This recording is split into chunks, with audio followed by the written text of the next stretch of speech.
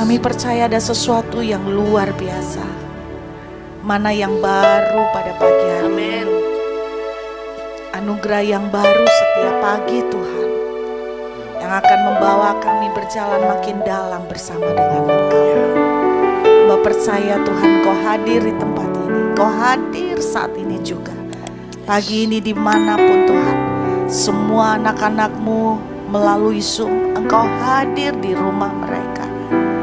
Mari jamah dan lawat setiap kami pagi ini.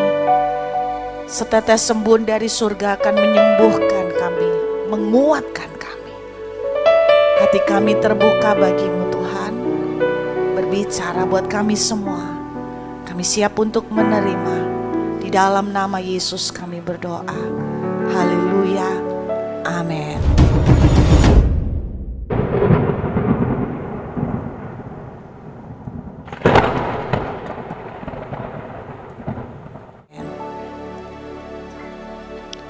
Saudara, saya terkejut sekali dengan lagu pujian yang terakhir yang dipilih. Sebab saya tadi menyiapkan kita berbicara tentang Mazmur yang merupakan kelanjutan dari renungan kita setiap pagi ya, Mazmur 42 mestinya. Tetapi di dalam perjalanan Tuhan menaruh saya sesuatu untuk saya menyaksikan sebuah kejadian kecil yang terjadi 2 bulan yang lalu, saudara.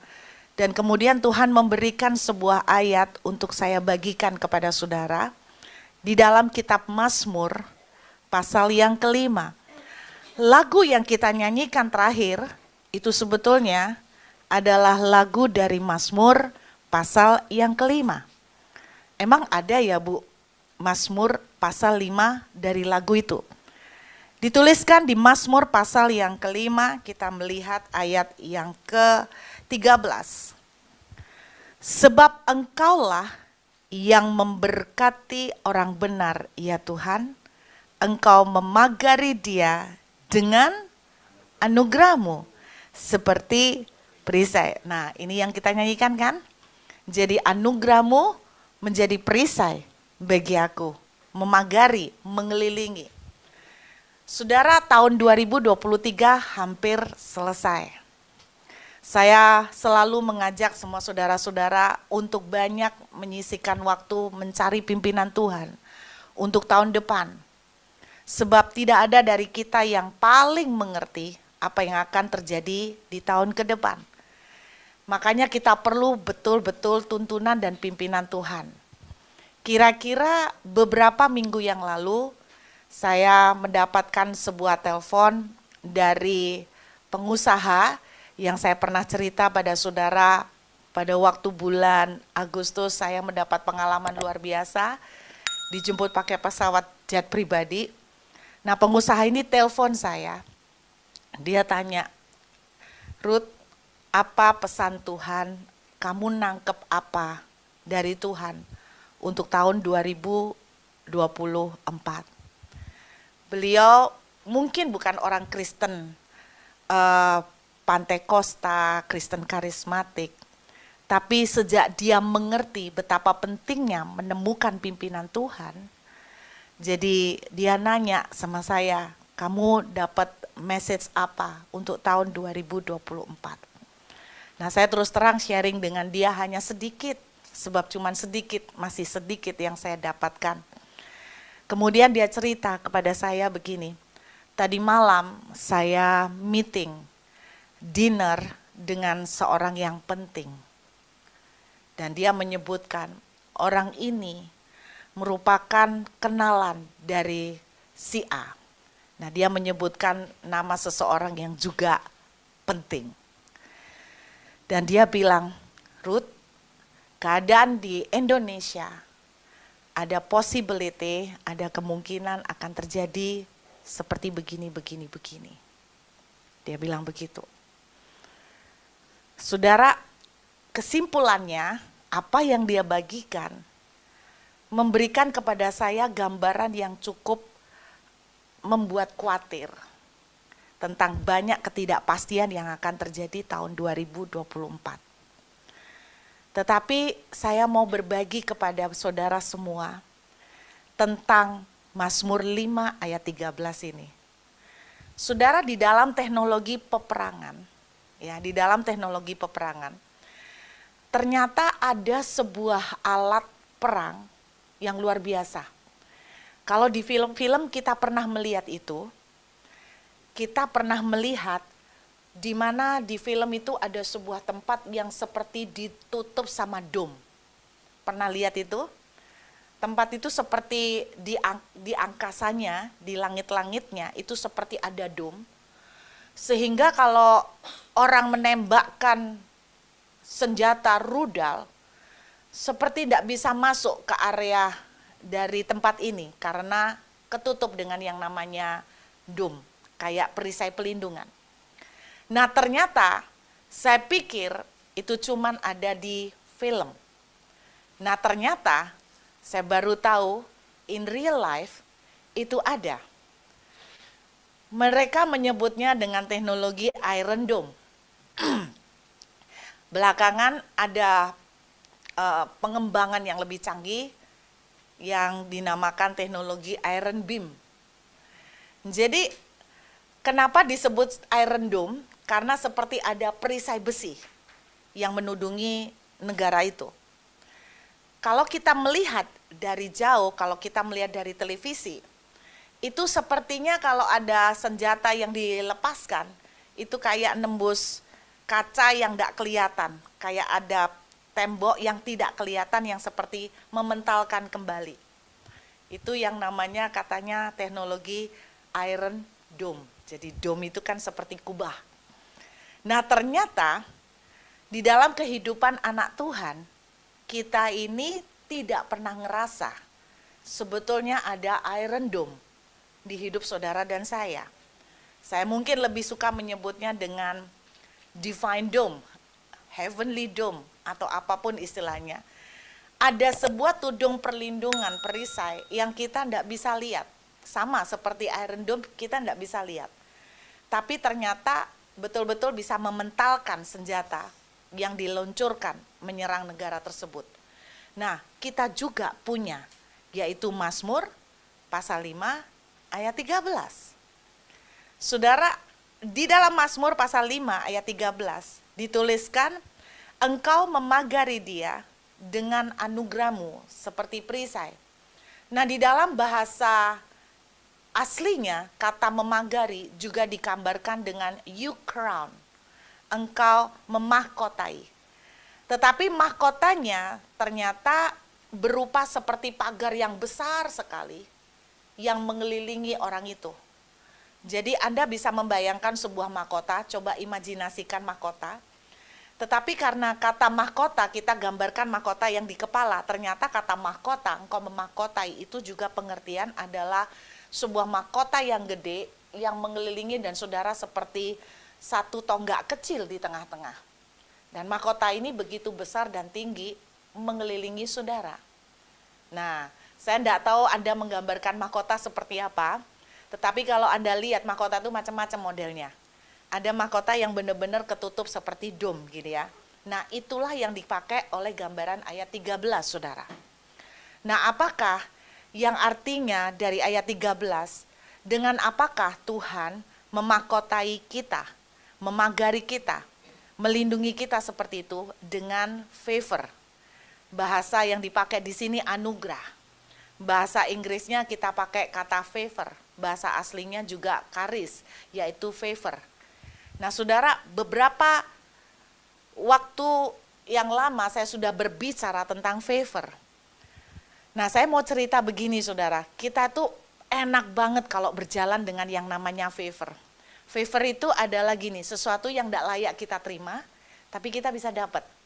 Saya sering kasih contoh, misalnya paling gampang. Favor itu selalu tidak sepadan dengan apa yang kita kerjakan.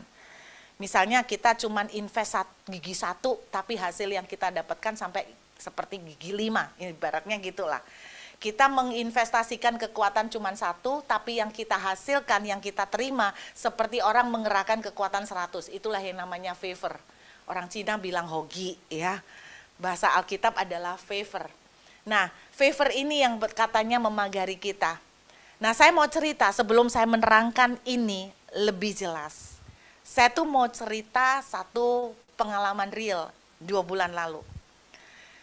Bicara tentang satu khotbah yang sering saya khotbahkan, yaitu deklarasi. Deklarasi. Ada seorang anak Tuhan yang ngomel. Dikit-dikit deklarasi. Dikit-dikit deklarasi. Apa itu? Wong saya praktek deklarasi yang gak ada yang jadi. Sampai mulut ini memble, mana yang tak deklarasikan yang gak terjadi semua. Saya tidak tahu apa ada di antara saudara ngerasa seperti itu. Kita bicara tentang deklarasi nih. Nah, jadi ini ada anak Tuhan. Khotbahnya deklarasi terus. Oh, enggak ada terjadi apa-apa, gak sama sekali.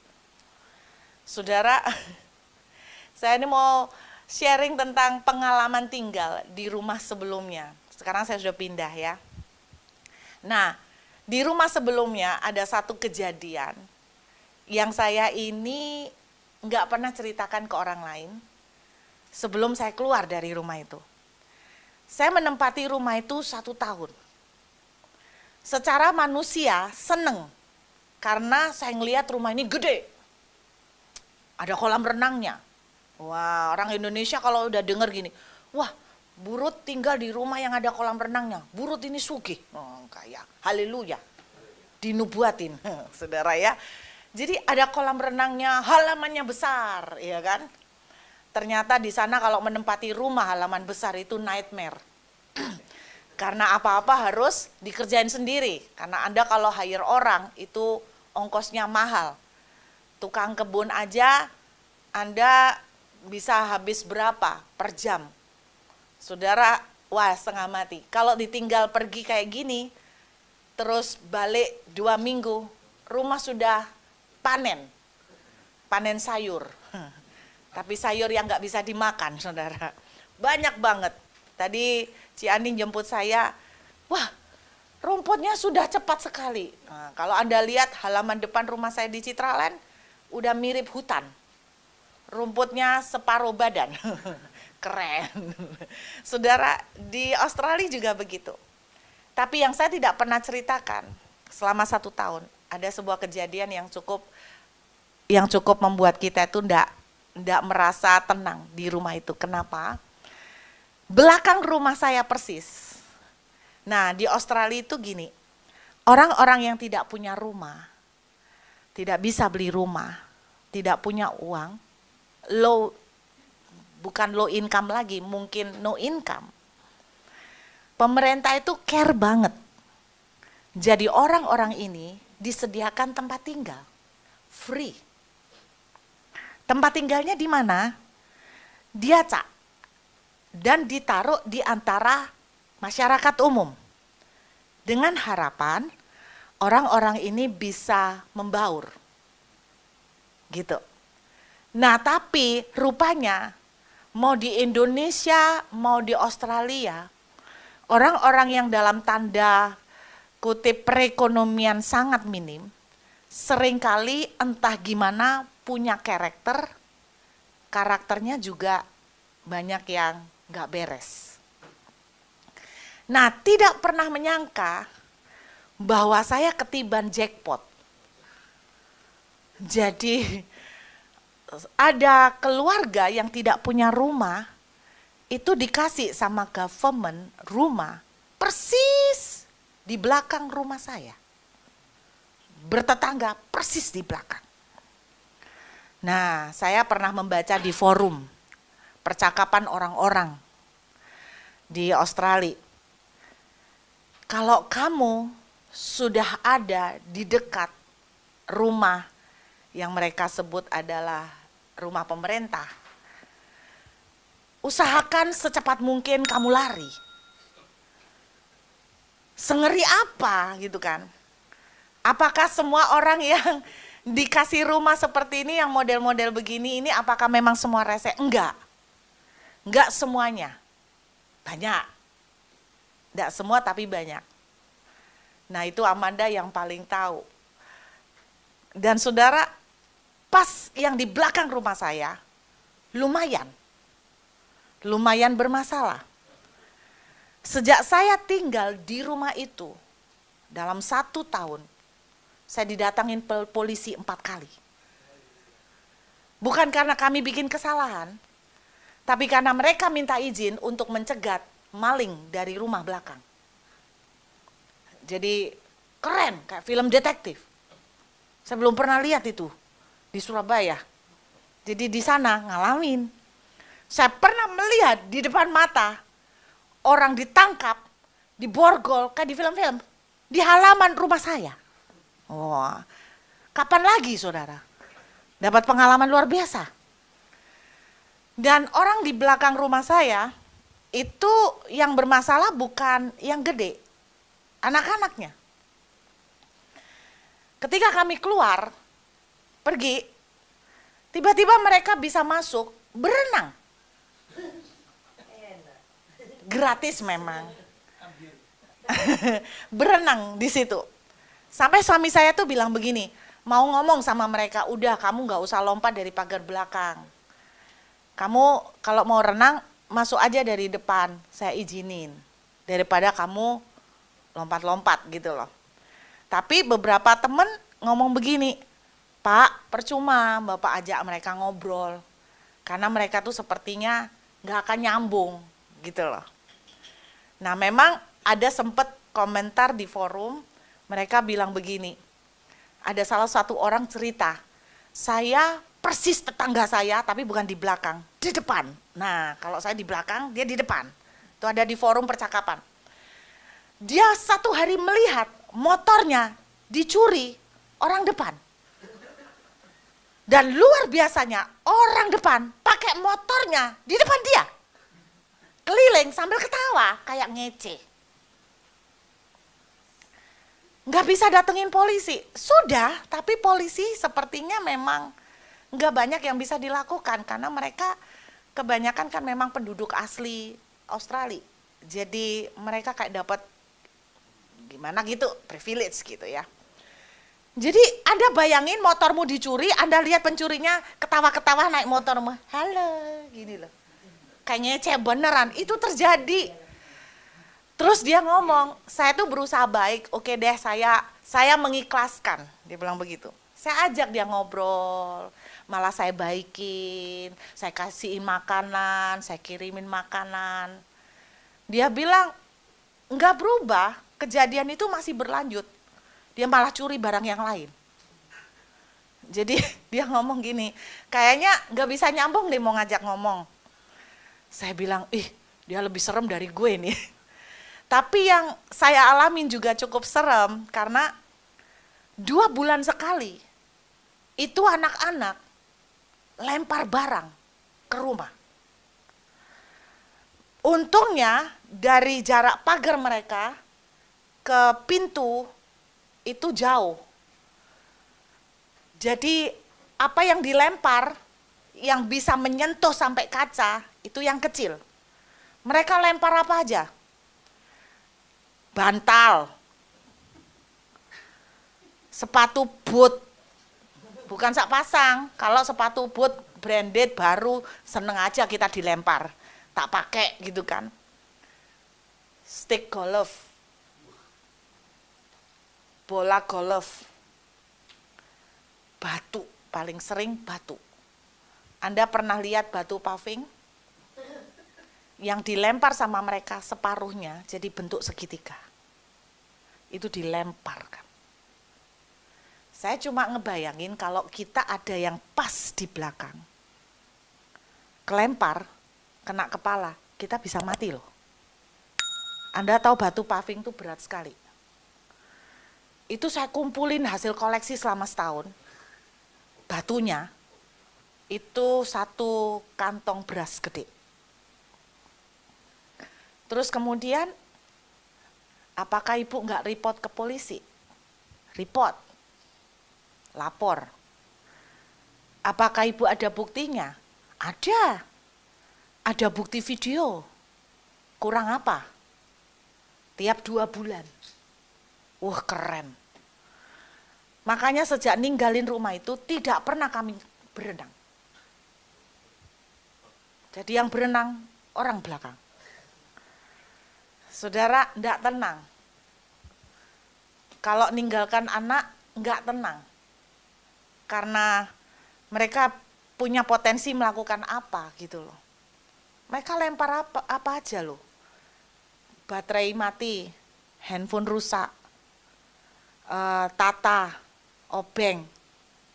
Wakeh. Koleksinya luar biasa. Akhirnya saya bukan sekedar report polisi. Saya report ke divisi pemerintah yang khusus menanganin mereka. Singkatnya, dia bilang, oke, kami akan datang kasih mereka SP, surat peringatan. Terus saya tanya, karena ada teman yang ngasih tahu, hati-hati loh Bu Ruth, karena mereka kalau udah jengkel, serangan balik. Dan serangan baliknya bisa ngajak seluruh saudara-saudaranya. Jadi mereka itu keikatan kekeluargaannya kuat. Jadi saya ini pendatang, mikir, ya kan? Terus saya tanya sama bagian pemerintahan yang nanganin orang-orang mereka ini, apakah Ibu bisa kalau nanti kasih mereka SP dan mereka kan mau didatengin, boleh nggak nyebut nama saya? Dia bilang pasti kami nggak nyebut, tapi kan mereka pasti tahu komplainnya soal pelemparan.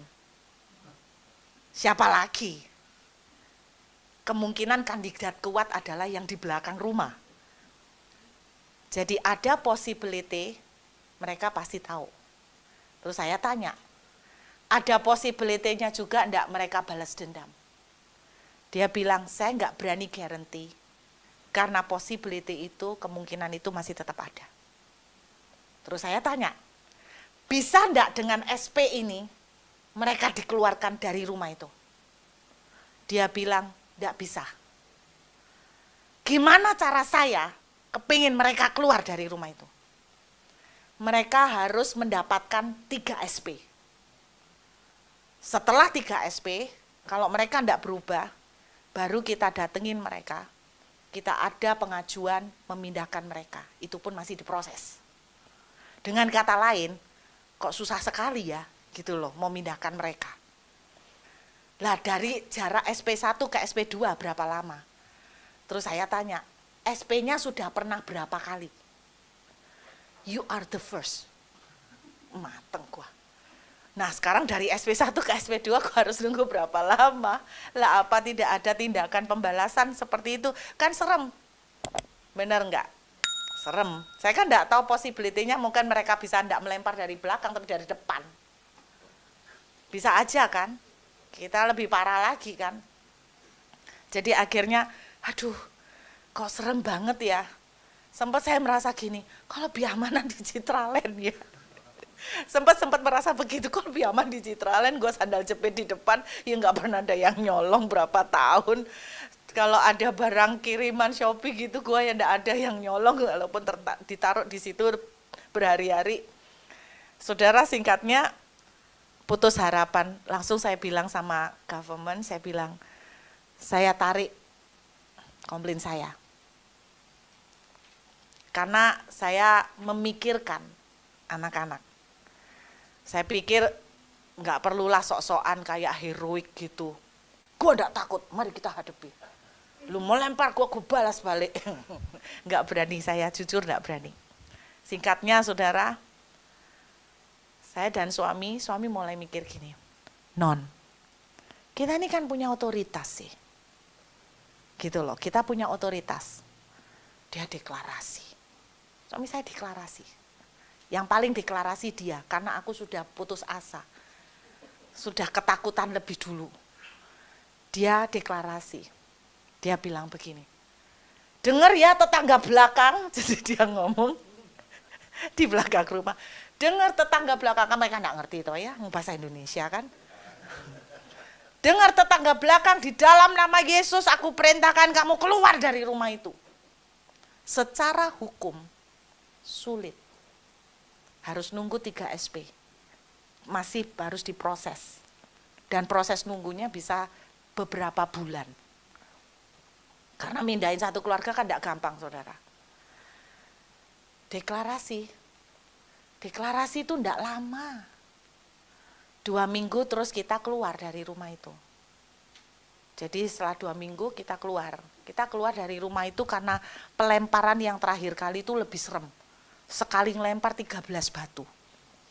Jedar, gak lama, jedar. Saudara kayak suasana perang. Tapi kelotak gitu loh. Ya kan keras suaranya, kan takut toh. Kok serem, mereka gak berhenti-berhenti pelemparannya. Terus Amanda datang ke rumah saya sama suaminya.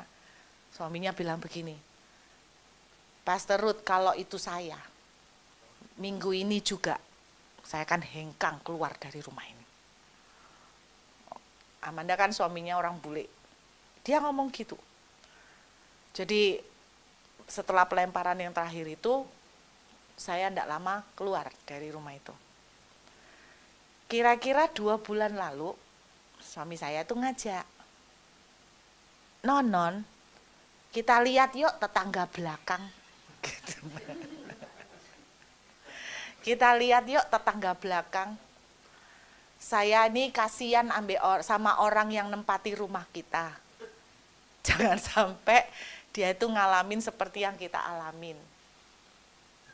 Kita tetap berdoa supaya orang yang nempatin rumah kita itu dapat lebih aman dan damai sejahtera.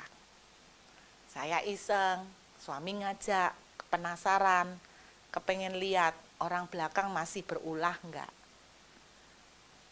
Lewatlah di rumah belakang. Kami terkejut, rumahnya kosong. Kan mereka biasanya nutupin jendela pakai gorden dari kain. Itu dicopot semua, kelihatan dalamnya kosong, tidak ada furniture sama sekali. Kami itu terbelalak gini. Loh kok bisa ya keluar ya? Padahal kita sudah telepon pemerintah, nggak mungkin keluar. Saya cerita sama Amanda, saya cerita sama Cik Popo. Mereka kaget. Wow, Cik, kita harus sering deklarasi. Begitu dahsyat dan kuasanya luar biasa. 2 weeks, cuma 2 minggu. Deklarasi. Nah, yang menjadi pertanyaan itu begini. Apakah kita bisa sembarang deklarasi? Karena kenapa ada orang yang merasa bahwa dia sudah deklarasi, tapi enggak terjadi apa-apa. Kalau segala deklarasi bisa terjadi, kita bisa menyalahgunakan. Ya kan?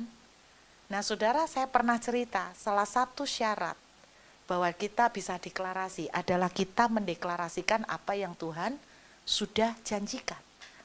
Kalau Tuhan sudah menjanjikan, aku akan memberkati kamu dengan pekerjaan baru, itu yang bisa kita deklarasikan. Kalau Tuhan sudah memberikan sebuah janji, aku akan menggantikan misalnya rumah yang lebih besar, itu yang bisa kita deklarasikan. Kita tidak bisa asal deklarasi lalu klaim mobilnya orang dalam nama Yesus. Aku punya mobil seperti ini. Itu namanya maling. Mengingini milik orang lain. Saya bilang deklarasi itu harus based on the word of God. Sesuai dengan perkataan yang keluar dari mulut Tuhan. Nah, hal yang kedua yang kita tidak pernah boleh lupa. Mazmur 5 ayat 13 bilang begini.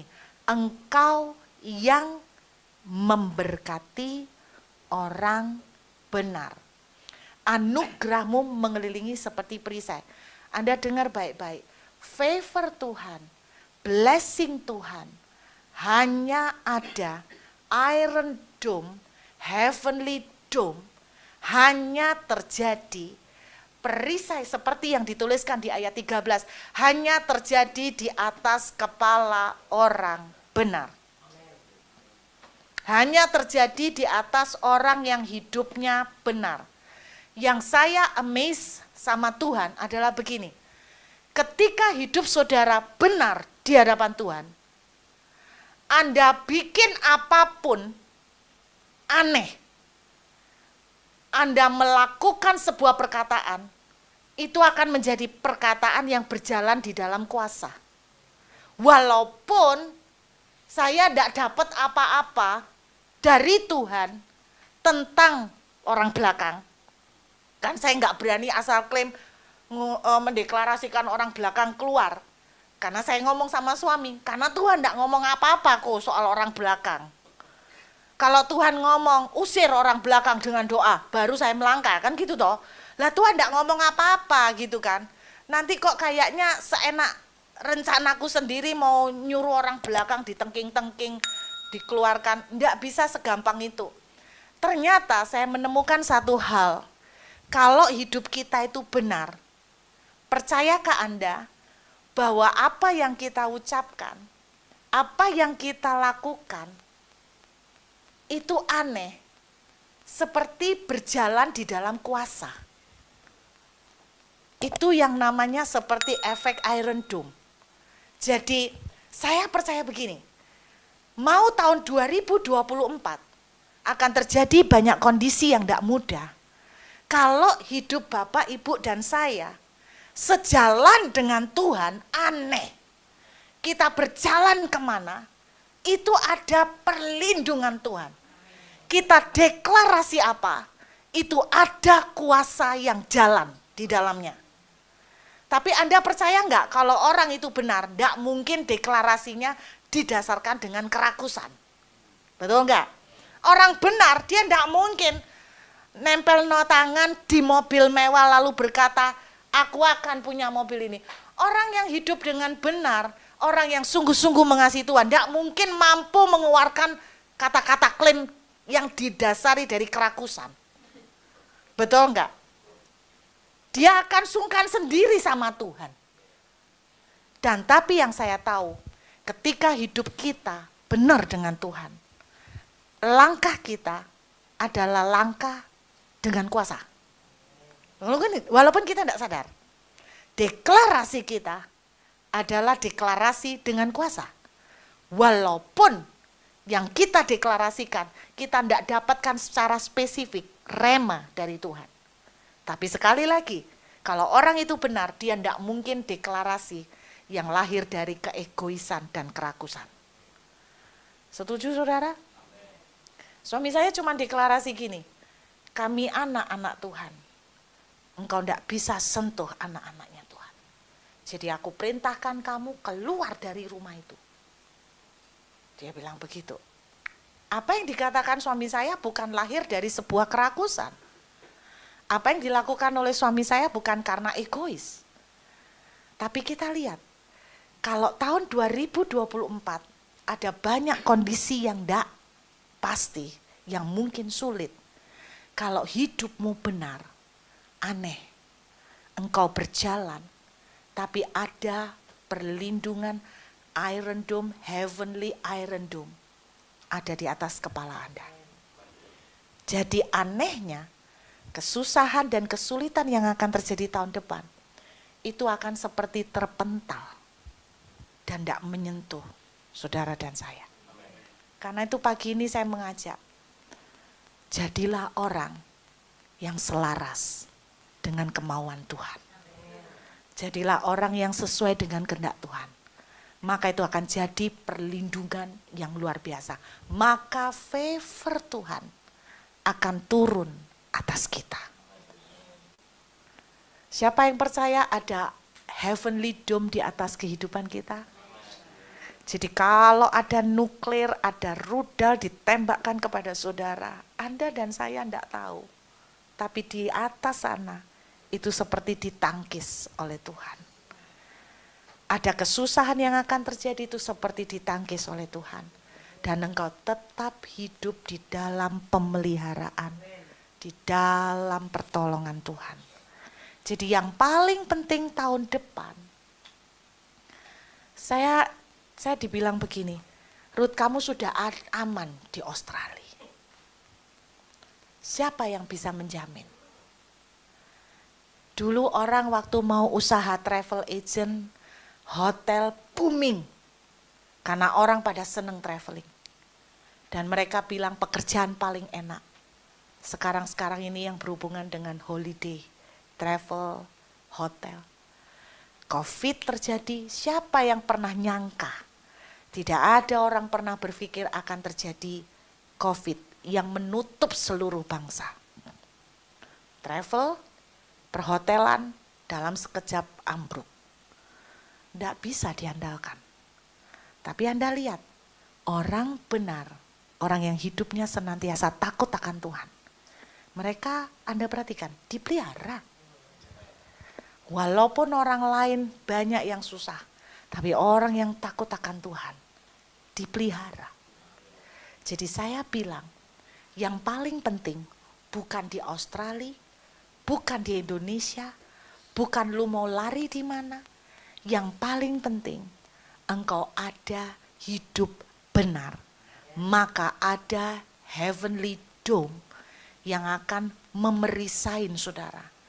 Seperti mahkota tertutup seperti ini, kita itu ada di dalamnya. Jadi ada serangan, ada bahaya yang akan menyentuh, gak nyampe ke saudara. Di udara sudah rontok, di udara sudah dihancurkan. Karena itu mari memasuki tahun 2024, kita hidup benar, introspeksi, takut Tuhan gak? Apakah kita sungguh-sungguh ingin hidup sejalan dengan kehendak Tuhan? Yuk saya minta pemain musik